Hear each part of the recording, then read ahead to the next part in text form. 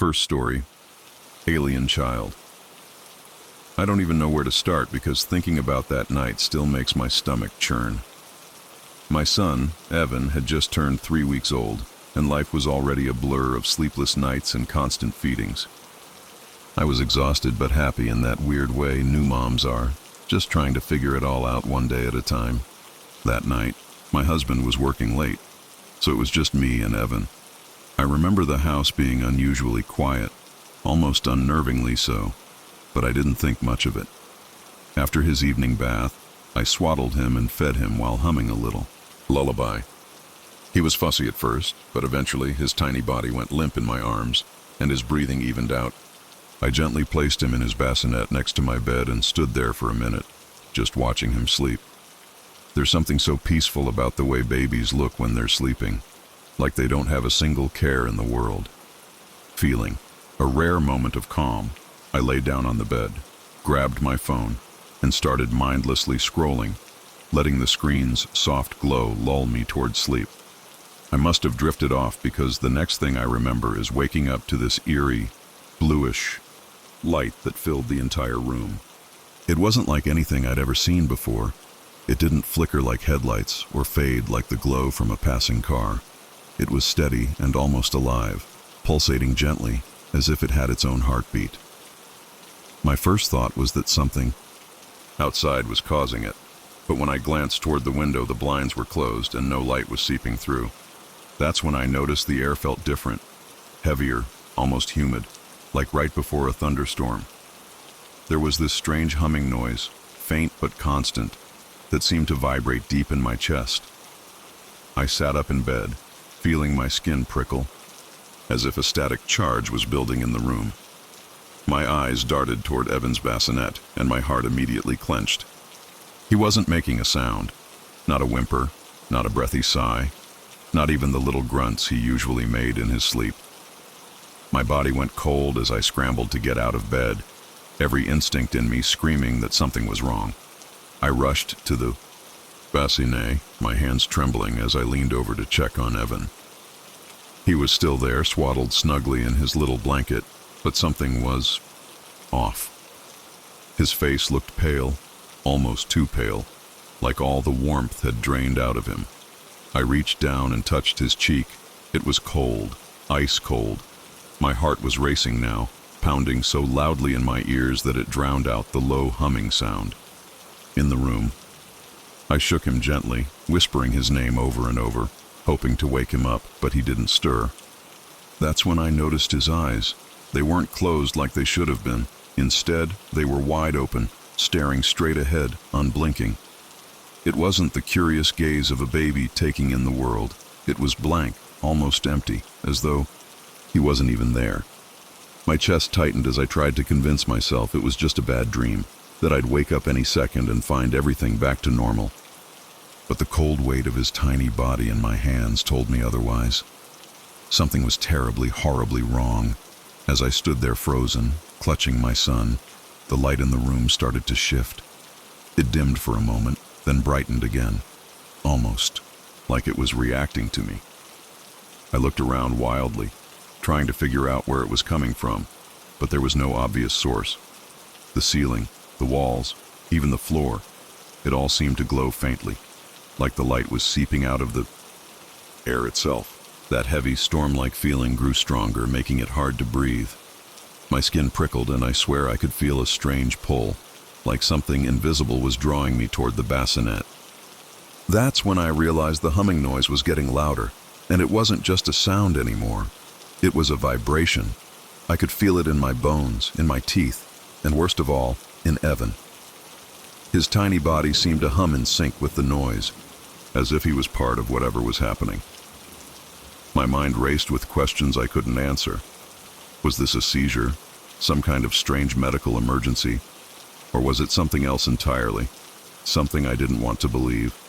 I didn't know what else to do, so I held him closer, trying to shield him from whatever this was. But as soon as I wrapped my arms around him, the light flared brighter, and the vibration shot through me like an electric current. My knees buckled, and I nearly dropped him. It wasn't just the light or the noise anymore. There was a smell now, sharp and metallic, like the air after lightning strikes. It burned my nose and throat, making my eyes water. I stumbled back onto the bed, clutching Evan against my chest, and that's when he moved for the first time. It wasn't a normal baby's movement. No twitching fingers or tiny jerks. His whole body stiffened, then arched in a way that didn't seem possible, like something was pulling him upward. His back was so rigid it felt like I was holding a board instead of a baby. And then his head turned slowly to face me, his neck twisting unnaturally far, and those wide, unblinking eyes locked onto mine. I froze. It didn't even feel like I was looking at my son anymore. I opened my mouth to scream, but no sound came out. My voice felt trapped in my throat, like the fear had stolen it from me. Evan's eyes seemed to glow faintly in the bluish light, or maybe they were just reflecting it. I couldn't tell. What I do know is that there was something in his gaze that felt utterly alien. It wasn't the confused, innocent look of a baby. It was calculating, almost predatory, like it was studying me. My whole body was screaming at me to run, to get out of that room. But I couldn't leave him. He was still my son, wasn't he? My mind felt like it was splitting in two, one side begging me to hold on to him, the other desperate to put as much distance between us as possible. Then, just as suddenly as it started, the light began to dim. The hum grew quieter, fading into the background until it was gone completely. The air cleared, and everything went still. Evan's body relaxed in my arms, and he blinked, his expression softening back into something almost human. For a moment, I just sat there in silence, my whole body shaking as I tried to process what had just happened. Evan was quiet in my arms now, breathing softly like nothing had ever been wrong. But I couldn't shake the image of those blank, glowing eyes, or the way his tiny body had twisted and stiffened like something unnatural had taken over him. I kept telling myself it was just my imagination, that I was overtired, or maybe even dreaming. But the smell of burnt metal still lingered in the air, and my skin was tingling where I had held him, like an electric charge had passed between us. My logical brain tried to find an explanation. Maybe it had been some kind of electrical surge in the house, a hallucination from sleep deprivation. But deep down, I knew none of that could explain what I'd just seen. After a few minutes, I managed to stand up and carry Evan back to his bassinet, my legs still weak and trembling. I laid him down as gently as I could, watching his chest rise and fall with each small breath. He looked so normal again, so peaceful, but I couldn't bring myself to leave his side. Instead, I sat on the edge of the bed, my eyes glued to him, waiting for any sign that the nightmare might start again. The room felt too quiet now, the kind of silence that presses against your ears and makes you hyper-aware of every tiny sound. I found myself flinching at the creak of the floorboards, the hum of the refrigerator in the next room, even the faint rustle of leaves outside. My instincts were screaming that whatever had just happened wasn't over, that it was only the beginning. I sat there for what felt like hours, though in reality, it must have only been a few minutes. My eyes were locked on Evan, watching every tiny rise and fall of his chest, afraid that if I looked away, something else might happen. The soft glow from his nightlight cast long shadows across the walls, and I kept imagining things moving in, the corners of my vision, shapes shifting, something lurking just out of sight. My mind was racing with thoughts I didn't want to entertain. Could babies have night terrors this young? Could it have been some kind of medical episode? But deep down, I knew this wasn't something that could be explained away so easily. It didn't feel like something that belonged in the realm of normal. My hand hovered over my phone, debating whether to call someone. My husband, my mom, even emergency services. But what would I even say? Hi, my baby's acting weird, and there was a creepy light in my room. I could already imagine the concerned but doubtful responses. Instead, I just sat there, feeling trapped between wanting answers and being too scared to seek them out. The air in the room still felt wrong, like it was heavier than usual, pressing down on me, making it hard to think straight. After what felt like an eternity, I forced myself to take a deep breath and stand up. My legs wobbled under me, the lingering fear making me weak. I slowly walked toward the window, half expecting to see something outside that could explain the wake. Strange light from earlier, but when I peeked through the blinds, the street was empty. No cars, no flashing lights, nothing but the dark stillness of our quiet neighborhood. I let the blinds fall back into place and turned my attention back to Evan. He was still lying there, his little hands curled into fists, his face serene. But something was nagging at me, something that didn't feel right. I leaned in closer, listening for the soft little grunts and sighs he usually made in his sleep. There was nothing, just silence, too much silence. I placed a hand gently on his chest, and although I could feel his heartbeat steady and strong, there was a strange coolness to his skin that made me shiver. He had warmed up a little since earlier, but not enough to shake the unsettling feeling gnawing at the edges of my mind. I didn't know what to do. Part of me wanted to scoop him up and leave the house altogether, but another part of me was too scared to move. I sat back down on the edge of the bed, rubbing my hands over my face, trying to shake the feeling that something was deeply, fundamentally wrong. Maybe it was all in my head. Maybe I was just overtired, stretched too thin from the constant demands of taking care of a newborn. But the weight in my chest, that gnawing unease, told me otherwise. I couldn't stop thinking about the way Evan had stiffened in my arms, how unnaturally cold he had felt. Babies weren't supposed to feel like that. And those eyes, God, those eyes. They weren't the eyes of a baby anymore, not in that moment. They were something else, something too aware, too distant. I pulled, my knees up to my chest, staring at the bassinet like it might move on its own. The house was still quiet, too quiet. The clock on the nightstand ticked softly, and the sound suddenly seemed deafening in the otherwise silent room. I thought about waking my husband up, calling him, begging him to come home. But what could he do? He'd just tell me to get some sleep, that I was imagining things. And maybe he'd be right. Maybe I was just imagining things, but it didn't feel like that. It felt like something bigger, something I wasn't meant to understand. And then, Evan let out a sound. It wasn't a cry, not like the ones I was used to. It was soft, almost melodic, and completely unlike anything I'd ever heard come from him before. My blood ran cold. The sound was wrong, like it didn't belong to him. Slowly, I crept closer to the bassinet, feeling my pulse hammering in my ears. He was still lying there, eyes closed now, his little chest rising and falling, steadily. But the sound, it was still coming from him. A low, almost humming noise, rhythmic, too precise to be random baby noises. I swallowed hard, watching him intently, waiting for him to wake up and cry like normal. But he didn't. He just kept making that strange, eerie sound. I reached out hesitantly, placing my hand on his tiny belly, feeling it move with each breath. The sound didn't stop. My fingers trembled as I pulled them away, and then his eyes snapped open again. My heart nearly stopped. They weren't blank this time, but they still weren't right. They locked onto mine, and I swear, for just a second, I saw something flicker in them, something knowing. And then, as if nothing had happened, he blinked, yawned, and turned his head to the side, falling back into what looked like a normal sleep. But I knew better now. I knew something was wrong. I didn't know what else to do, so I just sat there, frozen, watching him breathe. Every instinct in me screamed that I should grab him and run. But where would I go? Who would believe? Me? My mind raced through possibilities. Was it some rare medical condition? Could babies sleep with their eyes open like that?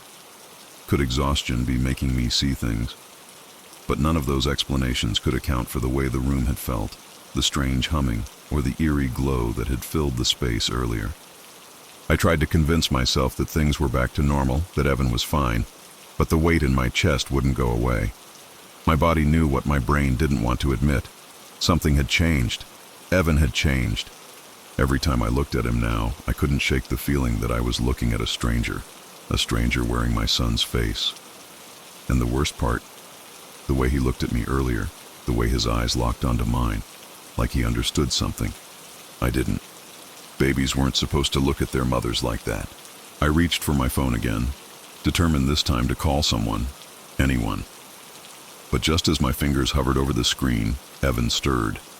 My heart leapt into my throat as I watched his tiny fingers curl and flex, his body shifting under the swaddle.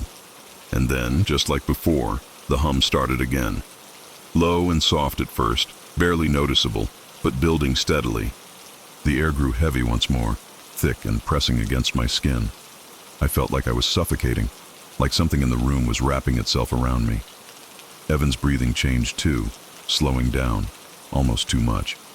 I could barely see his chest, rising now, and panic gripped me like a vice. I leaned in close, whispering his name, my voice shaky and desperate.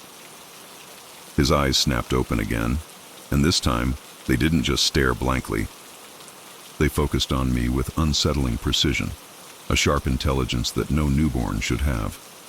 I stumbled back, my pulse roaring in my ears, and then, in the same soft, melodic voice as before, he made that sound again, a sound that didn't belong in a baby's mouth. It was almost musical, rhythmic in a way that sent chills racing down my spine. I felt like I was losing my mind. My hands were shaking, and my breath came in short, panicked bursts.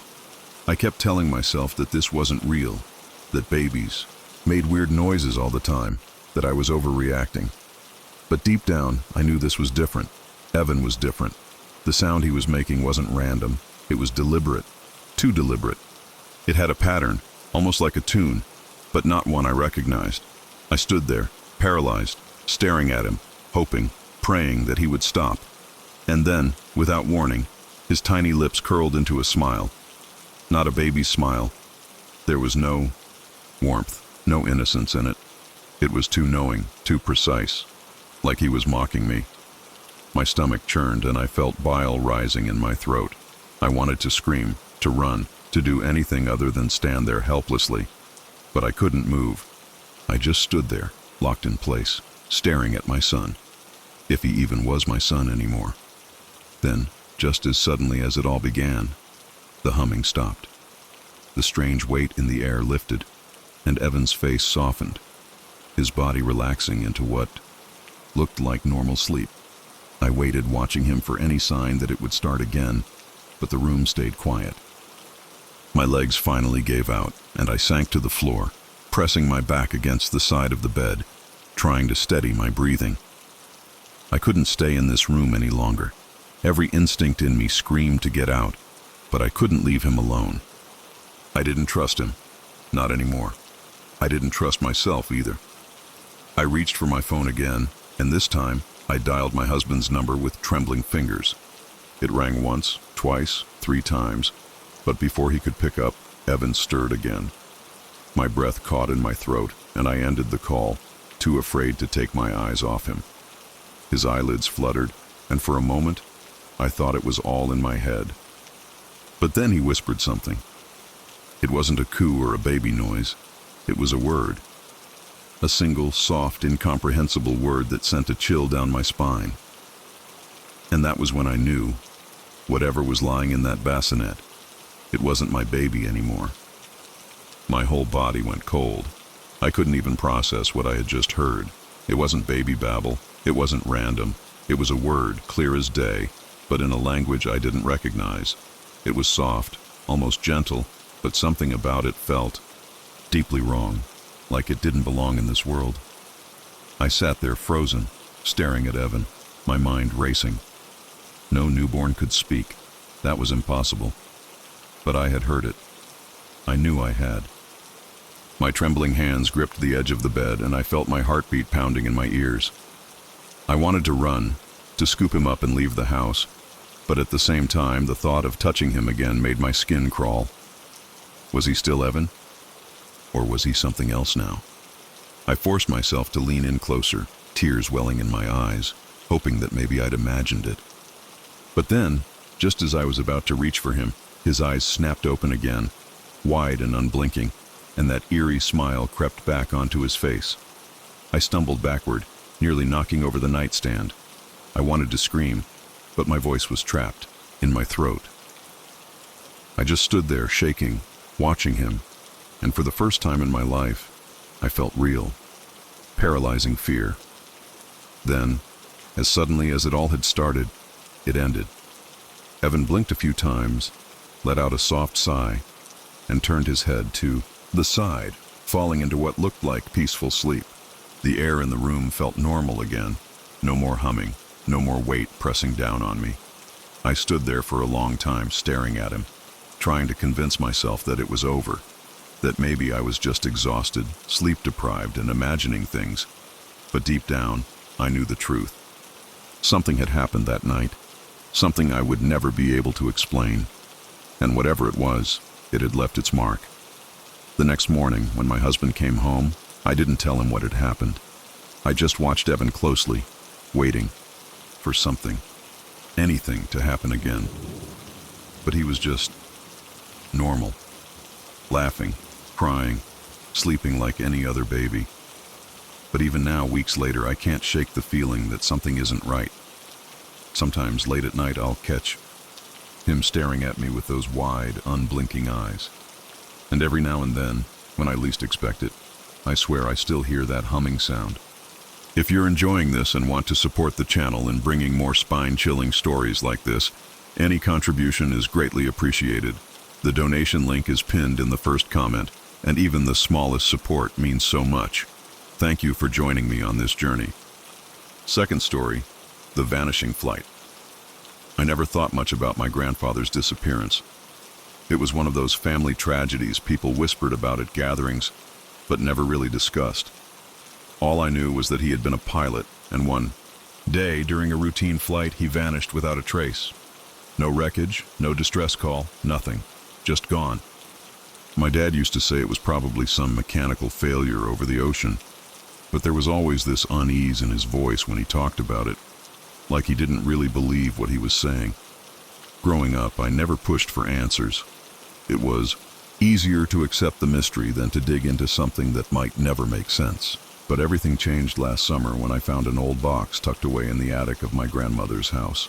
Inside were stacks of dusty cassette tapes, each labeled with dates that spanned years after my grandfather's disappearance. My hands trembled as I popped the first one into an old player, static crackling through the speakers before his voice cut through. Clear, scared, and very much alive. Hearing his voice after all these years made my skin crawl. He sounded desperate, out of breath, and I could hear the hum of an engine in the background, like he was still in the cockpit. "They're here. They're following me," he whispered, and then there was a long silence before he spoke again, his voice shaking. I don't know how long I have. I sat there frozen, the weight of those words pressing down on me like a heavy fog. Tape after tape, his voice unraveled things I didn't want to believe. He spoke of lights that moved too fast, shadows that seemed to bend and stretch in impossible ways, and a feeling, a deep, gut-wrenching certainty that he was being watched. It wasn't just paranoia. I could hear it in his voice. Something had happened to him, something beyond logic or reason. And the scariest part? Some of the later tapes mentioned names and places connected to our family. Things he shouldn't have known, things he couldn't have known.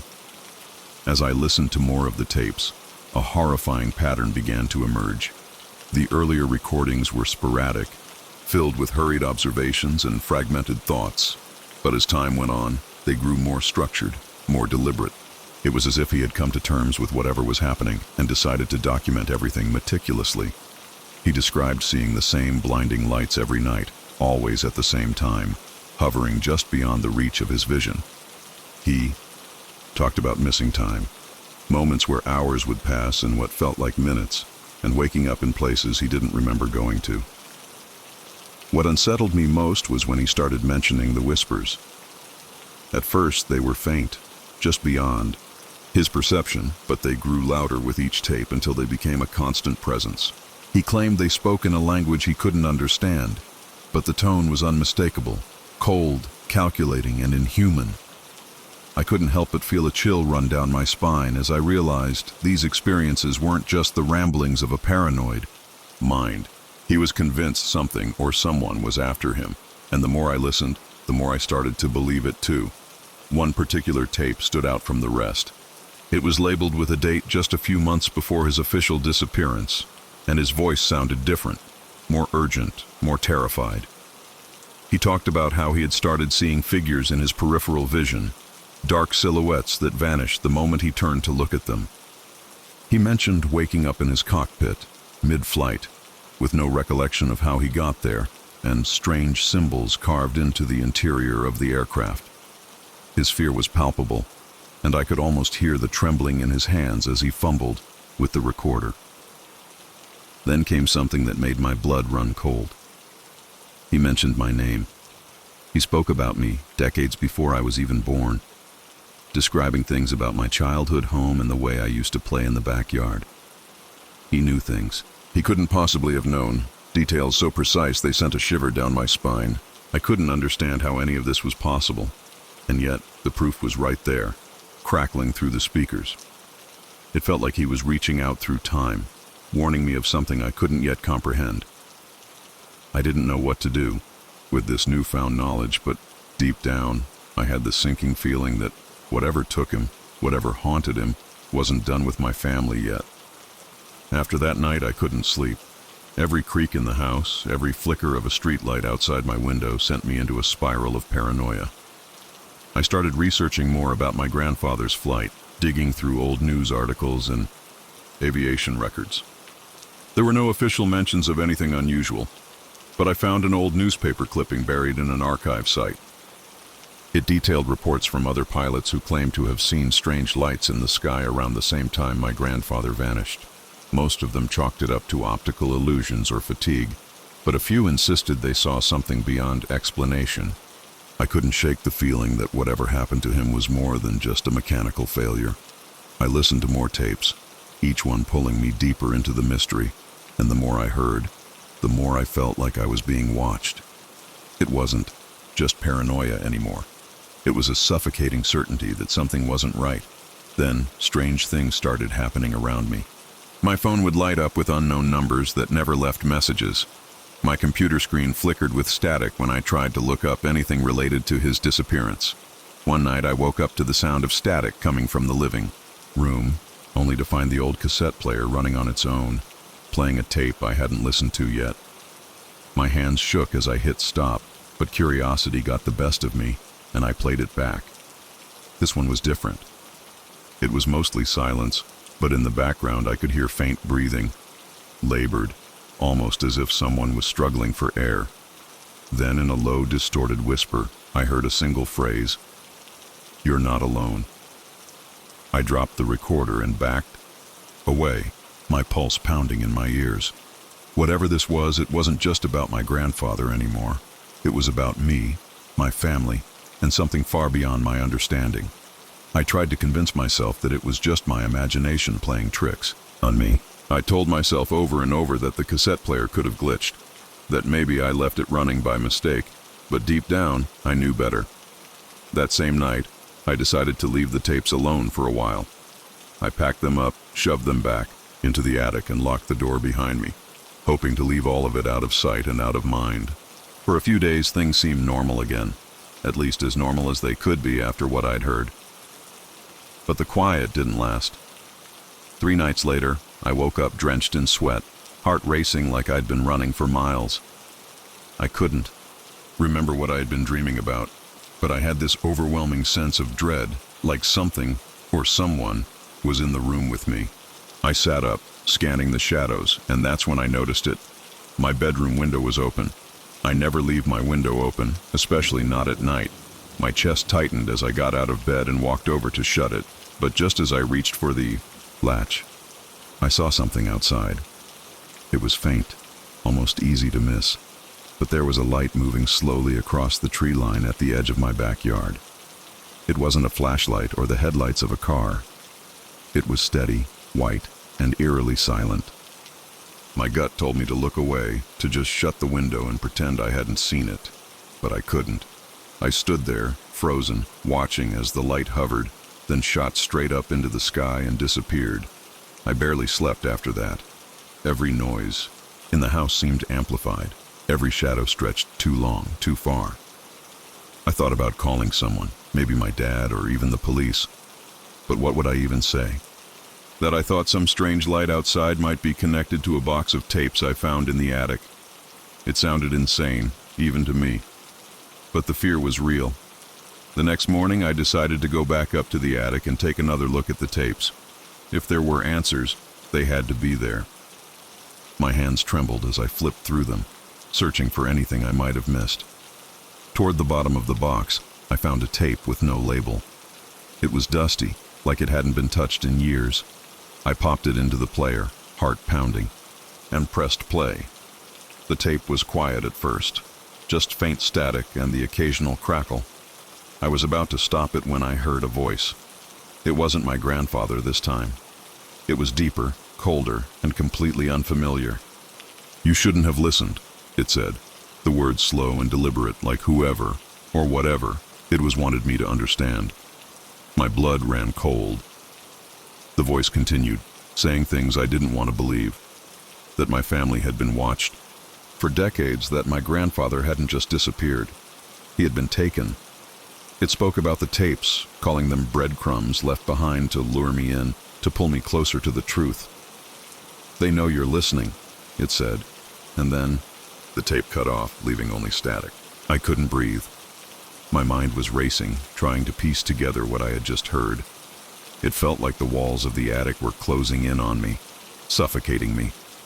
I ejected the tape, shoved it back into the box, and bolted downstairs, my legs barely carrying me. For the first time since all of this started, I considered leaving the house entirely. But where would I even go?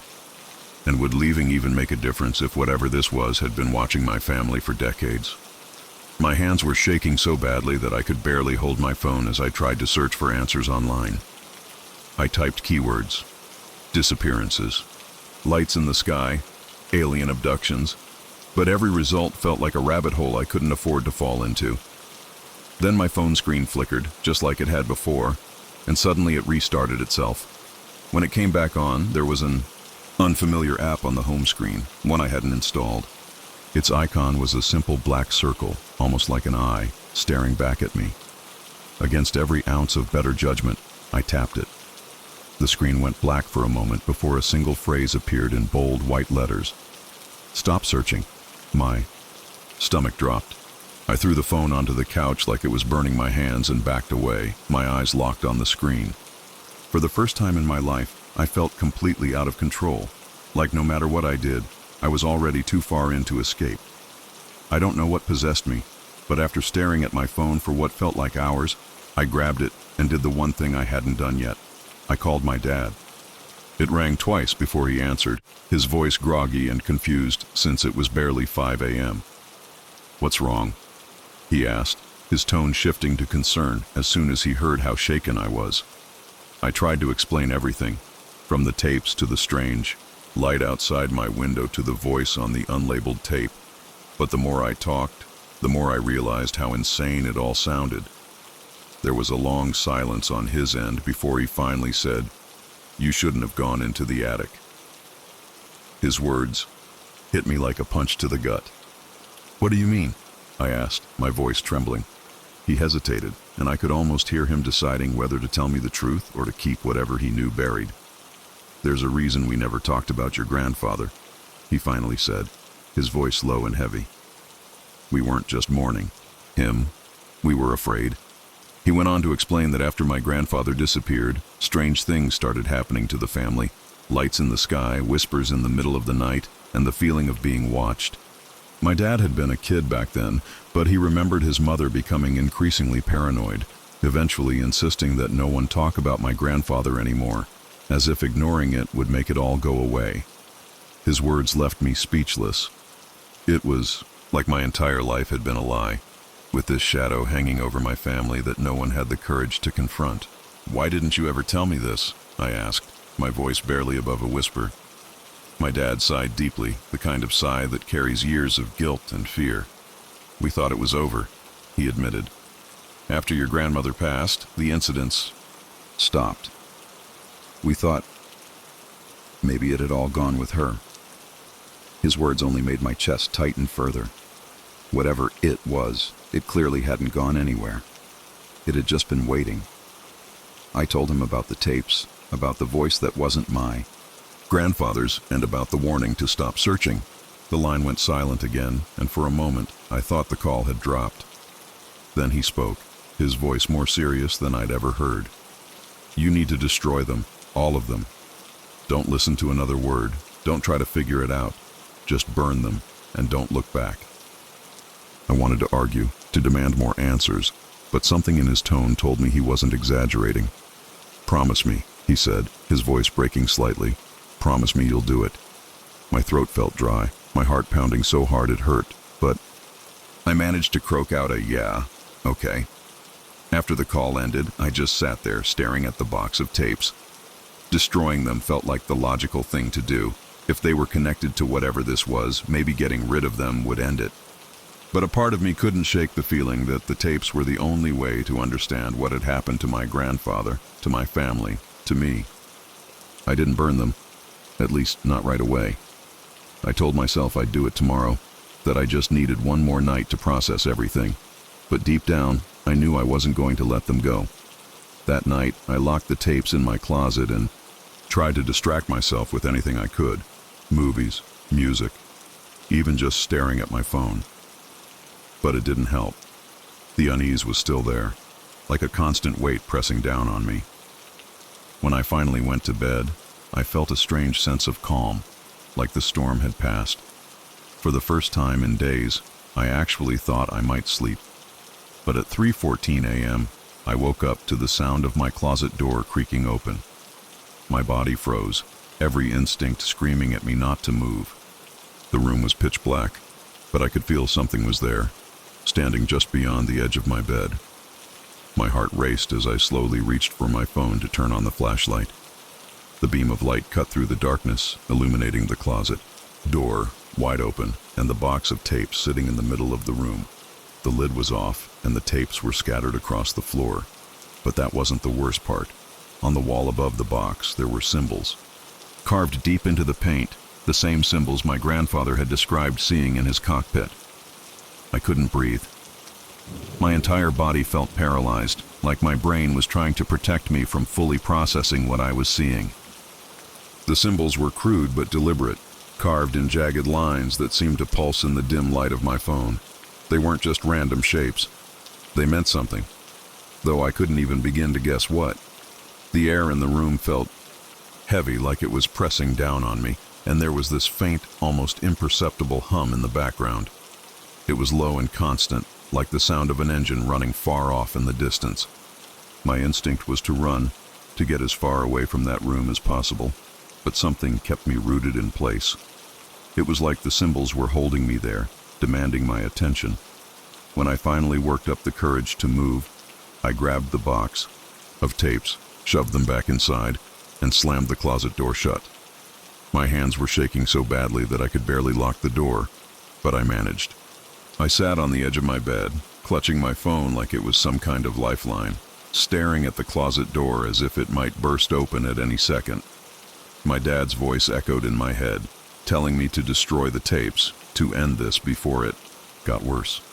But how could I? Whatever this was, it wasn't going to stop just because I burned some cassettes. It was bigger than that, deeper. And part of me knew that destroying them would only leave me with more questions than answers.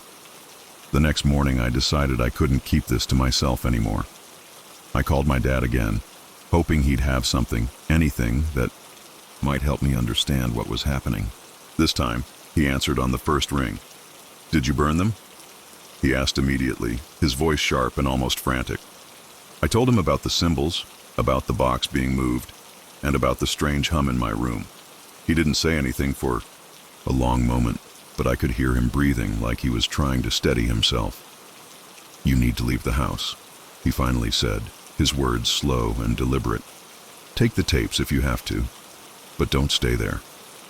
I asked him where I was supposed to go, but he didn't have an answer. "Anywhere but there," he said. "This thing, whatever it is, it's tied to the tapes, but it's also tied to us. If you stay, it'll only get worse." His words didn't make sense, but I didn't have the energy to argue. I packed a bag, grabbed the box of tapes, and left the house without looking back. I drove aimlessly for hours, not knowing where to go or what to do. Every time I looked in the rearview mirror, I half expected to see something. Those lights, those symbols, something that would prove this wasn't all in my head. But the road behind me was empty. I ended up at a motel miles away from home, far enough that I felt a small, fleeting sense of relief. The room was cheap and smelled faintly of mildew, but it was a safe distance from everything. The house, the attic, the symbols. I set the box of tapes on the small table by the window, staring at it like it might spring open on its own. My dad's warning echoed in my mind. Burn them. Don't look back. But I couldn't bring myself to do it.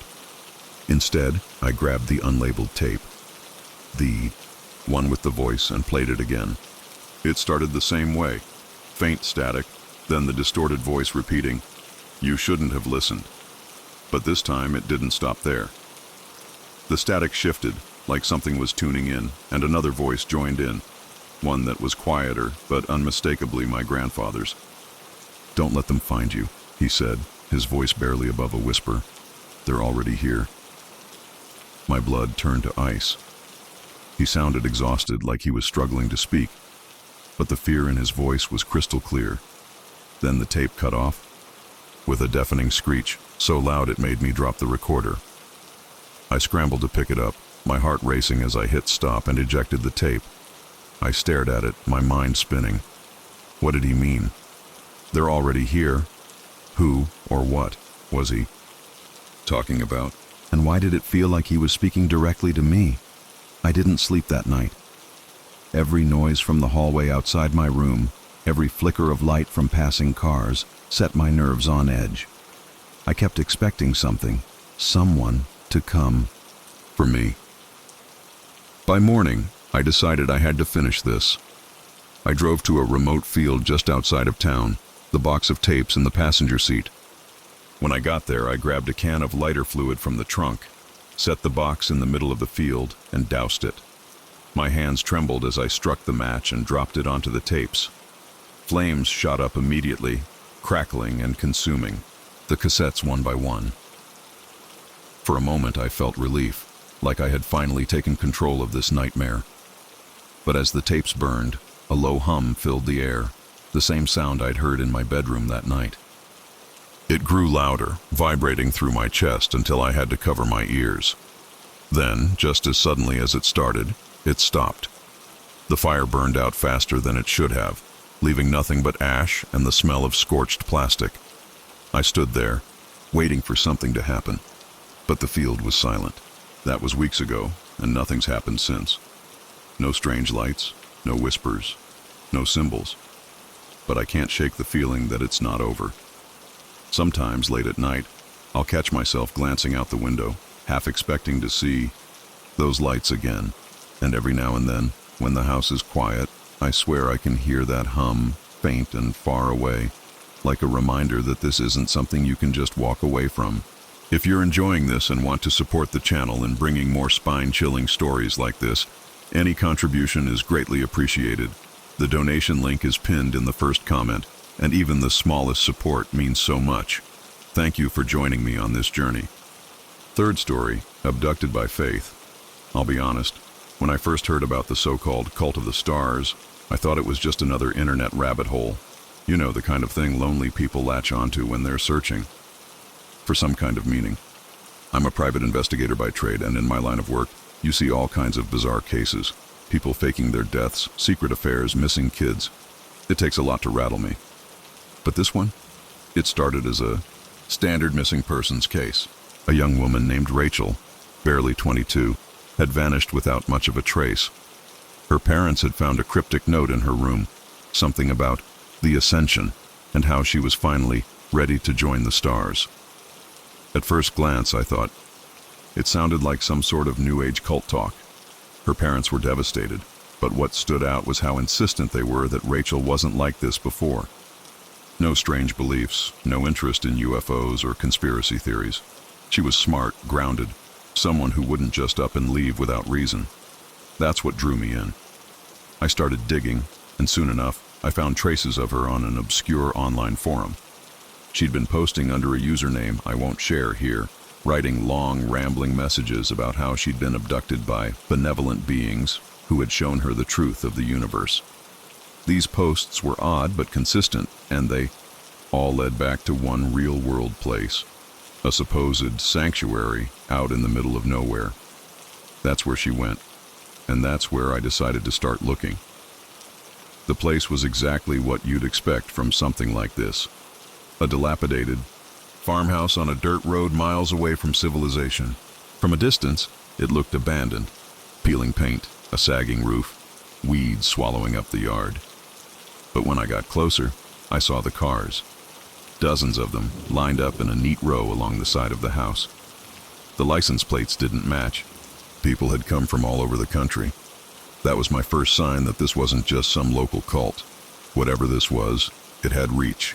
I parked a little ways down the road and approached on foot, trying to stay out of sight. As I walked closer, I noticed the eerie silence around the place. It wasn't just quiet. There was no sound at all. No birds, no insects, no breeze rustling through the trees. The air felt heavier than it should have, pressing down on my chest in a way that made me uneasy. And then I heard it. Faint chanting coming from inside the house. It wasn't in English, though. It had this rhythmic quality, like a hymn or a prayer, but the words didn't sound human. It sent a shiver down my spine. I stepped onto the porch, the wood creaking under my feet, and felt this overwhelming sense of dread. Something about the whole setup felt wrong. I stood there on the porch for a moment, trying to get a sense of what I was walking into. My heart was pounding, and I had this instinct to turn back, to just call Rachel's parents and tell them. She was probably caught up in some harmless group and would come home eventually. But then I noticed something strange about the windows. They were all covered, not with curtains or blinds, but with thick black cloth taped over the glass. No. Light leaked out and the interior looked completely hidden from view. That's when I noticed the smell. It was faint but unmistakable, something metallic like rust or iron, mixed with the earthy tang of damp wood. I couldn't place it at first, but it was enough to make my stomach twist. The chanting inside grew louder as I stepped closer to the door, and I realized it wasn't just a single voice. It was a group of people, their tones perfectly synchronized, rising and falling in waves like a pulsing hum. I wanted to leave right then and there, but curiosity, and maybe a little professional pride, got the better of me. I pressed my ear to the door, hoping to make out words, but it was still unintelligible. Just as I was debating whether to knock or sneak around the side, the chanting stopped. Dead silence. My breath caught in my throat as I realized the door wasn't locked. When I pushed the door open, it was like stepping into another world. The smell hit me first, stronger now, almost overwhelming, and unmistakably metallic. My brain finally made the connection. Blood. The inside of the house was dimly lit, but not by lamps or overhead lights. There were candles everywhere lining the walls, the floors, even the stairs leading up to the second floor. Their flickering light cast eerie shadows, making the already cramped space feel suffocating. The walls were painted black, but not evenly. There were streaks, smudges, and what looked like symbols scratched into the surface. I didn't recognize them, but they gave off this strange, uneasy feeling, like they were watching me somehow. And then I saw the people. There were about 20 of them, all seated in a circle on the floor of what used to be the living room. They were wearing plain dark robes, and their heads were bowed as if they were praying. No one acknowledged me, at first, even though I was standing in the doorway like an idiot. Then, almost in unison, they lifted their heads and turned to look at me. Their eyes. I swear to God, their eyes were glowing, faintly, but enough to be unmistakable. It wasn't some trick of the light or the candles. It was real, and the way they looked at me wasn't human. I froze in place, my brain scrambling to rationalize what I was seeing. The glow in their eyes wasn't natural, but it wasn't bright either. More like the faint reflection of light off an animal's eyes at night, except there was no light source to explain it. My chest tightened as I realized none of them were blinking. They just stared at me, their faces completely blank, like they were waiting for something. For a split second, I thought about saying something, maybe asking if Rachel was there, but my voice wouldn't come out. Then, as if on some unspoken cue, they all turned their heads at the exact same angle, tilting them to the left in perfect synchronization. My stomach dropped. I've seen a lot of creepy things in my line of work, but nothing prepared me for the sheer wrongness of that moment. It felt deliberate, like they were mocking me or testing me. The air in the room seemed to get heavier, and the metallic smell became almost unbearable. I took a shaky step back, my boots scuffing against the wooden floor, and that's when I noticed something else. Something I hadn't seen when I first walked in. The floor was covered in what looked like dried blood, forming intricate patterns. Around the circle where they were seated, my heart was hammering so hard in my chest that it felt like it might burst. I wanted to turn around and run, but something kept me rooted to the spot. Maybe it was fear, or maybe it was the strange, hypnotic pull of those patterns on the floor. They weren't random. They were too precise, too deliberate. Symbols, spirals, and lines intersecting in ways that made my head hurt if I stared too long. The symbols on the walls matched the ones on the floor, and now that I was closer, I could see they weren't just painted. They were carved into the wood. Deep grooves etched with something sharp, and some of them were filled with what looked like dried wax or ash. One of the robed figures, a man I think, suddenly stood up. His movements were slow, deliberate, and completely silent, like he didn't want to disturb whatever tension had built up in the room. The others didn't react. Their heads were still tilted, their glowing eyes locked on me. The man raised his arm and pointed to the far corner of the room, where a doorway led into another part of the house. His hand was shaking slightly, but there was something commanding about the gesture, like he didn't need to speak for me to understand. Against every ounce of instinct screaming at me to leave, I followed where he pointed. The doorway led into a narrow, pitch-black hallway. The air back there was even heavier, damp and stale, like I was walking into the guts of something that hadn't seen life in years. I pulled out my phone for light, but the beam only stretched a few feet ahead of me, swallowed almost immediately by the darkness. I took one cautious step after another, the creak of the floorboards under my boots echoing, unnaturally loud in the silence. The further I went, the more suffocating the smell became, and it wasn't just metallic anymore, it was rotting. A sickly sweet decay that clung to the back of my throat and made me gag. I was gripping my phone so tightly that my knuckles ached, and the tiny part of my brain that still functioned rationally kept telling me to turn back. But I couldn't. Something about the hallway kept pulling me forward, like I didn't have a choice. That's when I started to notice the sound. It was faint at first, barely audible over the pounding in my ears, but it was there. A low, guttural humming, like the chanting I'd heard before, but deeper. It wasn't coming from the room behind me, it was ahead. The hallway ended abruptly at a door, larger and heavier than the others I'd seen in the house. It looked old, ancient even, with thick iron hinges and strange carvings all over its surface. My light caught on the carvings, and my stomach dropped, as I realized they were the same symbols I'd seen on the floor and walls earlier, only these were far more detailed, almost lifelike, like whoever had etched them was trying to tell a story. My hand shook as I reached for the doorknob, and the cold metal burned against my palm, making me yank my hand back instinctively. For a second, I thought I'd imagined it, but no, the knob was freezing, unnaturally so. The humming sound grew louder the closer I got to the door, and now it wasn't just one tone. It was layered, like multiple voices weaving together into something that almost sounded like words but wasn't. I pressed my ear to the door, and my breath caught as I finally understood one thing. The sound wasn't coming from a recording or speakers. It was alive. Whatever was making that noise was on the other side of the door, and it was waiting for me. Against all logic, I twisted the knob and pushed it open. The door creaked open, and the first thing that hit me was the heat. It wasn't like normal warmth. It was oppressive, like standing too close to an open flame, making my skin prickle and my lungs strain for air. The room beyond was massive, far bigger than the farmhouse should have been able to hold. It was like I'd stepped into another dimension entirely. The walls were carved from something that didn't look like wood or stone. It shimmered, almost alive, like the surface of water rippling under moonlight. At the center of the room, there was a pit. It wasn't just a hole in the ground. It was this massive, gaping void that seemed to absorb light itself. My phone's flashlight couldn't penetrate the darkness inside it, and the sight of it made my stomach churn. Around the pit stood more people in robes, their faces obscured by deep hoods. They weren't chanting anymore, but their heads were tilted back, their mouths open in silent reverence. The symbols were everywhere, glowing faintly along the floor, walls, even the ceiling. My heart stopped when I saw Rachel.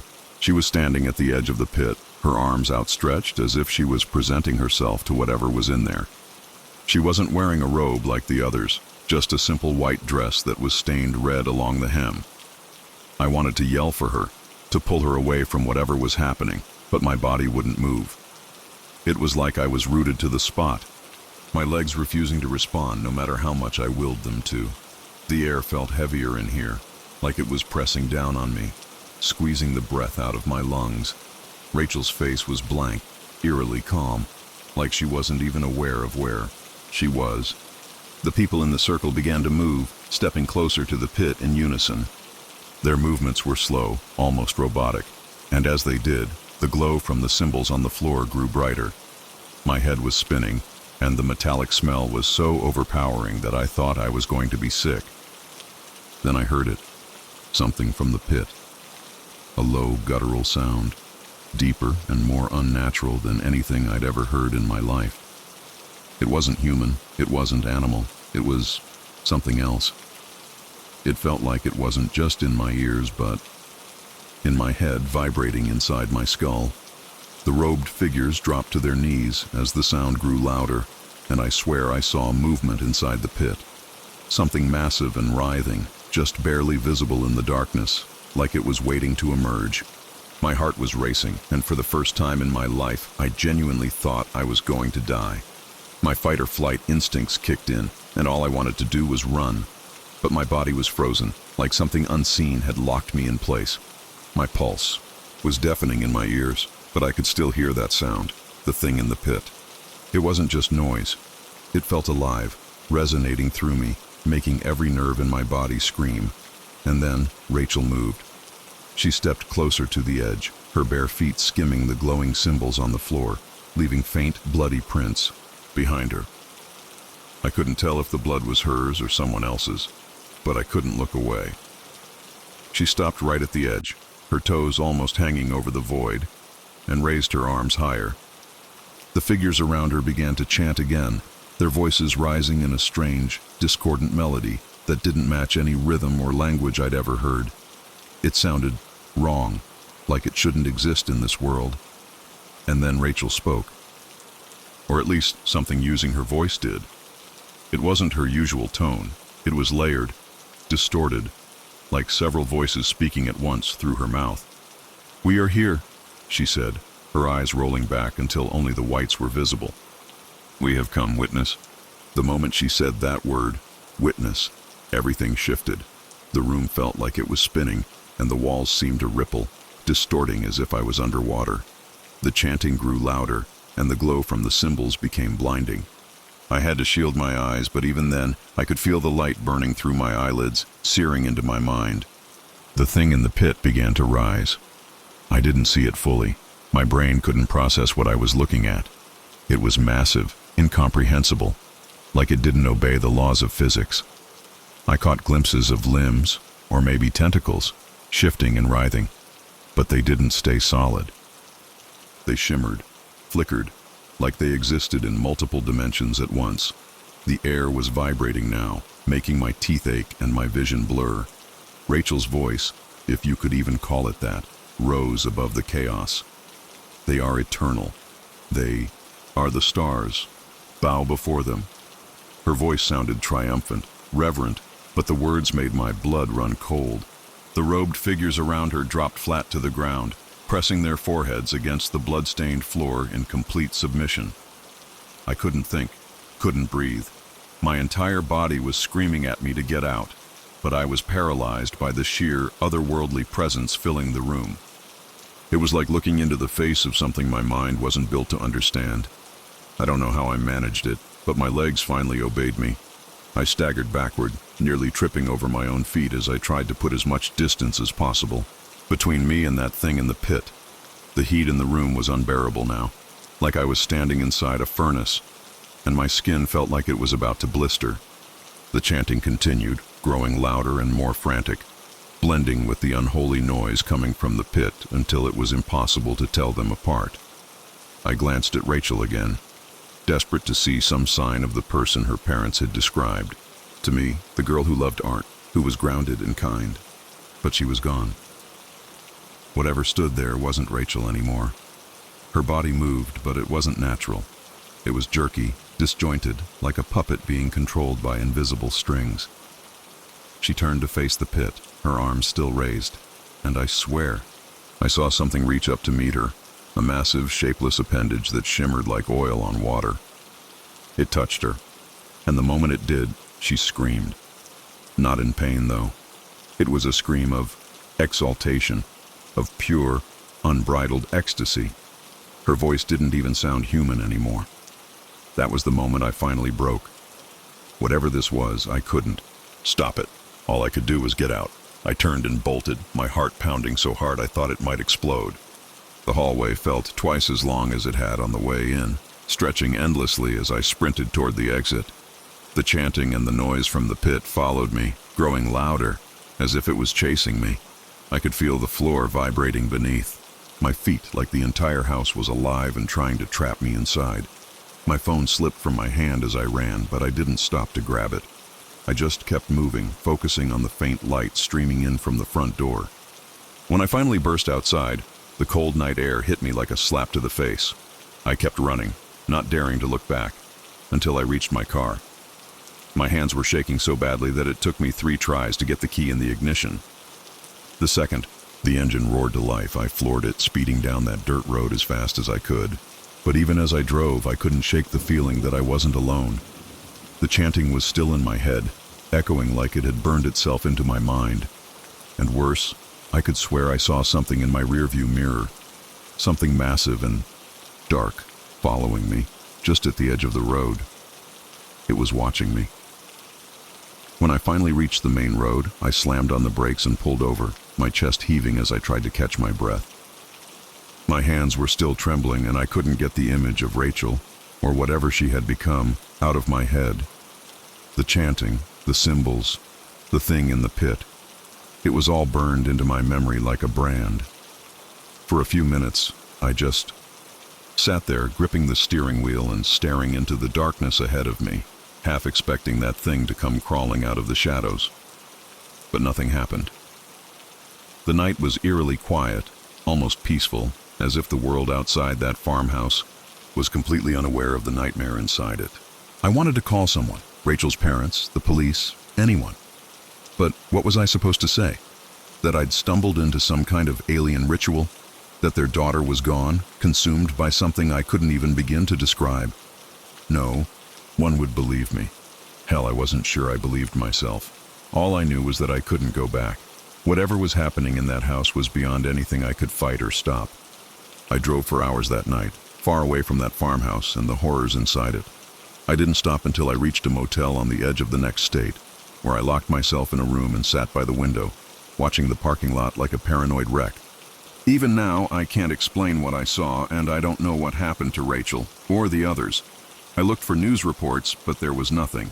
No missing person alerts, no strange occurrences, nothing to suggest that place even existed. I wanted to go back, to see if it was still there, but I couldn't bring myself to do it. It was like some invisible force was keeping me away, warning me not to dig any deeper. To this day, I still have nightmares about that night. Sometimes I wake up hearing that chant, feeling the heat of that room and seeing those glowing eyes staring at me from the dark. And sometimes, late at night, I get the feeling I'm not alone, like something from that farmhouse followed me. Watching, waiting. I don't know what they are or what they want, but I know one thing for sure. They aren't done. So, what did you think of this story? Did it scare you? Was there a part that gave you chills or stuck with you the most? I'd love to hear your thoughts. Leave a comment below. If you have had a similar experience or have suggestions for future horror stories, let me know too. Thank you for watching and being part of this amazing community. See you in the next story.